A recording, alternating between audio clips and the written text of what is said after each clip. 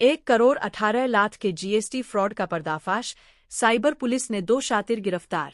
Bareilly cyber crime थाना police और SIT GST ने करीब 1,18,00,000 के फर्जी जीएसटी कारोबार और इनपुट टैक्स क्रेडिट फ्रॉड का खुलासा करते हुए संगठित गिरोह के 2 शातिर आरोपियों को गिरफ्तार किया है।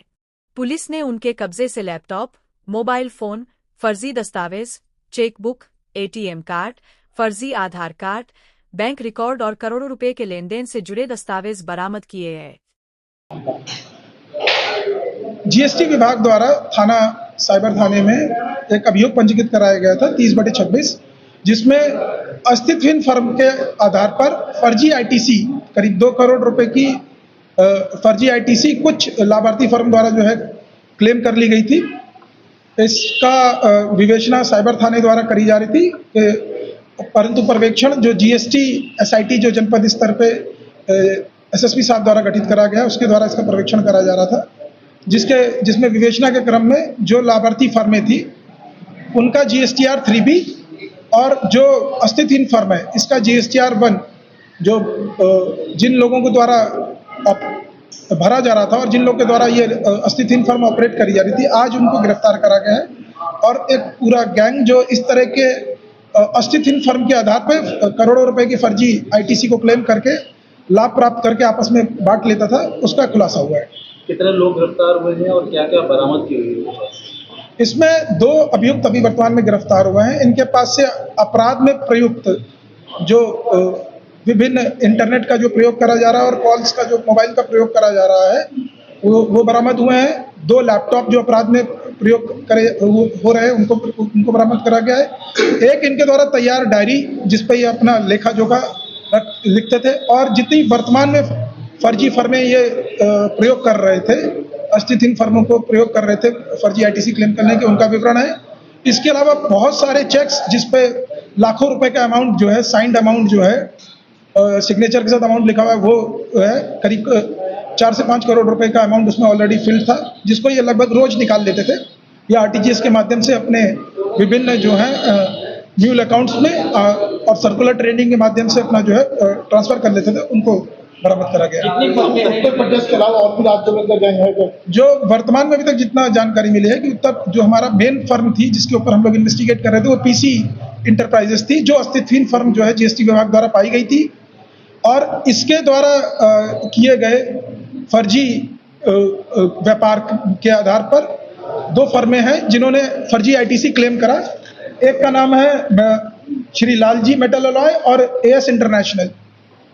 ये दोनों लाभार्थी फर्मों का इन अपराधियों से सीधे सीधे संबंध था और ये जब फर्जी आईटीसी क्लेम कर लेते थे उससे प्राप्त जो विकसित करी हुई जो धनराशि थी उसको आरटीजीएस के माध्यम से अभियुक्तों के ही खाते में, अभियुक्तों द्वारा दिए गए खातों में उन्हें डालते थे और फिर सर्कुलर ट्रेडिंग के माध्यम से वापस फॉरेक्स एक्सचेंज और डिजिटल वॉलेट प्लेटफॉर्म्स और जितने हमारे जो सर्राफा व्यापारी हैं उनके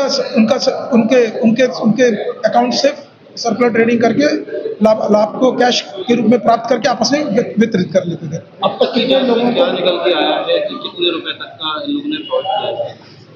देखिए, जो एग्जैक्ट अमाउंट है वो तो हो सकता है कि बहुत ज़्यादा हो, क्योंकि ये जो गैंग है ये 2018 से इस काम में अपराध में शामिल है।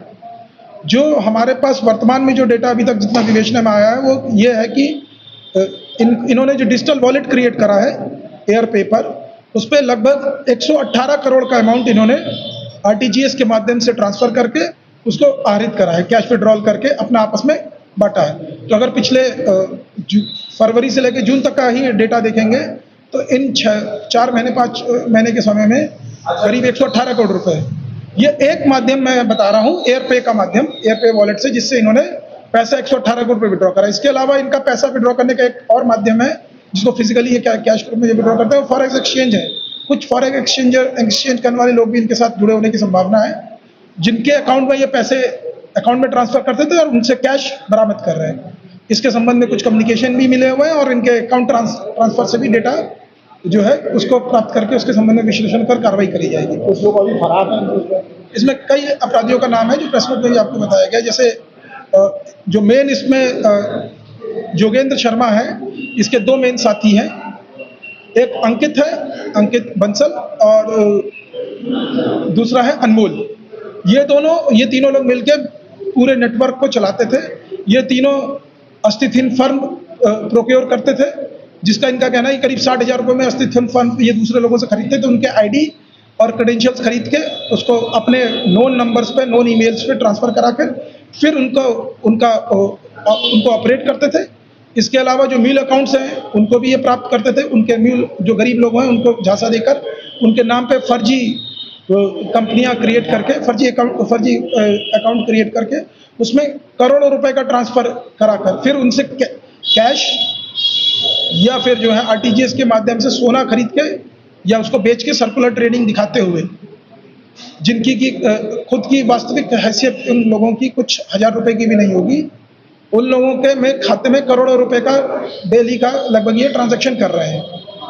प्लस इसके अलावा सबसे इम्पोर्टेंट, इन्होंने एयरपे का वर्तमान में जो मॉडस ऑपरेंडी इनकी है कि एयरपे वॉलेट का प्रयोग करते हुए उसमें पैसे ट्रांसफ़र कराते थे आरटीजीएस के माध्यम से। और फिर जो अभियुक्त योगेंद्र पकड़ा गया है, इसकी एक फर्जी आईडी थी, क्या नाम था उसका, राघव गुप्ता के नाम की। उसने आधार कार्ड तैयार कर रखा हुआ था और जो भी पैसा इन एयरपे वॉलेट में आता था वो अपनी फर्जी आईडी लगाकर उसको कैश के रूप में, उस आईडी के आधार पर ही सिर्फ जो है कैश के रूप में प्राप्त कर लेता था।